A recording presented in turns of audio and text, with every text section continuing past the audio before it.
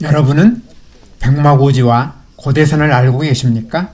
나이가 지긋이 든 분들 가운데는 백마고지를 알고 계신 분들이 꽤 많으실 것입니다.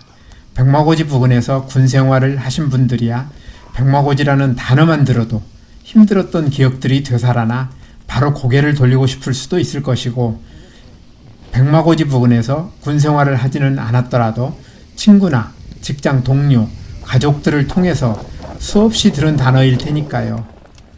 저도 오래전에 군에 다녀오긴 했지만 백마고지에서 멀리 떨어진 곳에서 복무했기 때문에 가까이에서 본 적이 없었는데, 멀리서나마 백마고지를 눈으로 직접 볼 수 있는 고대산을 찾아가는 친구들의 눈길 산행에 동참하면서 백마고지와 고대산의 아픔을 함께하는 경험을 하게 되었습니다. 해발 395m의 백마고지는 휴전회담이 한창 진행되던 1952년 10월 치열한 고지 쟁탈전이 벌어졌던 곳입니다. 10일 동안 무려 12차례의 쟁탈전이 반복되는 사이에 7차례나 주인이 바뀌는 혈전이 벌어진 끝에 우리 군이 백마고지를 장악하면서 전투는 종결되었는데, 이 전투에서 중공군은 1만여 명이 죽거나 부상을 당하거나 포로가 되었으며 우리 국군도 3,500여 명의 사상자를 낸 것으로 알려져 있습니다. 고대산은 경기도 연천군과 강원도 철원군에 걸쳐 있는 높이 832m의 산으로 산 꼭대기에서 휴전선까지의 직선거리가 11km 정도밖에 되지 않을 정도로 가까운 곳에 위치하고 있습니다. 산 정상에서 6.25 전쟁 당시 치열한 전투가 벌어졌던 백마고지까지의 직선거리도 12km에 불과하여 정상에 오르면 왼쪽으로는 북북서 방향으로 백마고지와 뒤쪽으로 수많은 북쪽의 산들이 첩첩이 이어지고 있고, 오른쪽으로는 북북동 방향으로 우리 쪽 철원평야와 북쪽 철원평야가 넓고 길게 이어지는 것이 한눈에 들어옵니다. 우리 일행은 11시쯤 하루 전날 조금 내린 눈길을 밟으며 고대산 정상을 향하여 주차장을 출발했습니다. 고대산 등산로는 3개가 있는데 거리는 모두 2.7km에서 3km 정도 되고, 또 비로는 출발 지점이 해발 200m가 좀 안 되므로 630m인 관악산보다 조금 높은 셈입니다. 우리는 세 등산로 가운데 제2 등산로를 선택했습니다.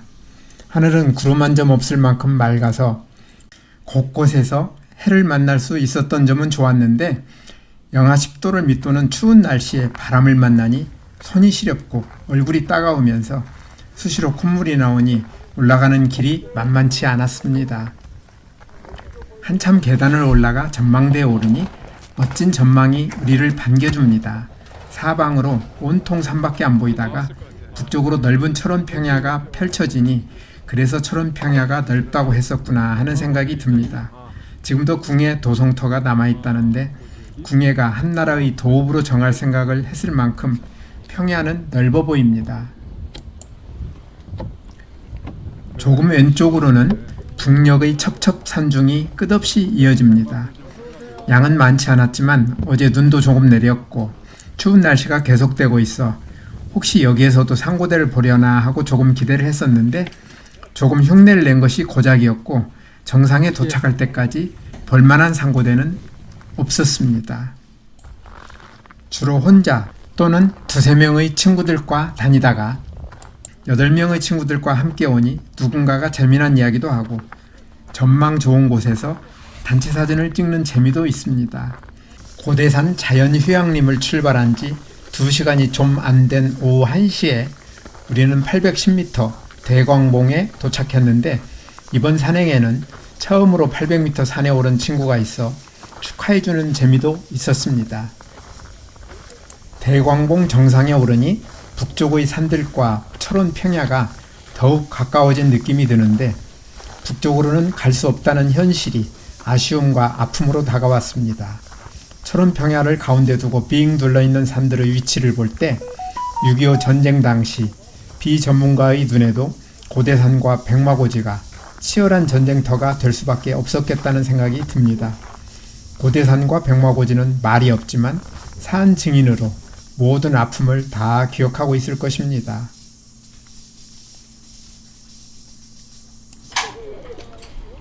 남쪽을 보니 남쪽의 눈 덮인 산들도 또 다른 멋진 장면을 보여주고 있었습니다. 겹겹이 펼쳐있는 능선들이 양지 바른 곳은 눈이 녹아있는 반면 그늘진 곳에 남아있는 하얀 눈들과 예쁜 대조를 이루면서 어떤 예술가도 감히 흉내내기 어려운 하나의 작품을 만들고 있었던 것입니다.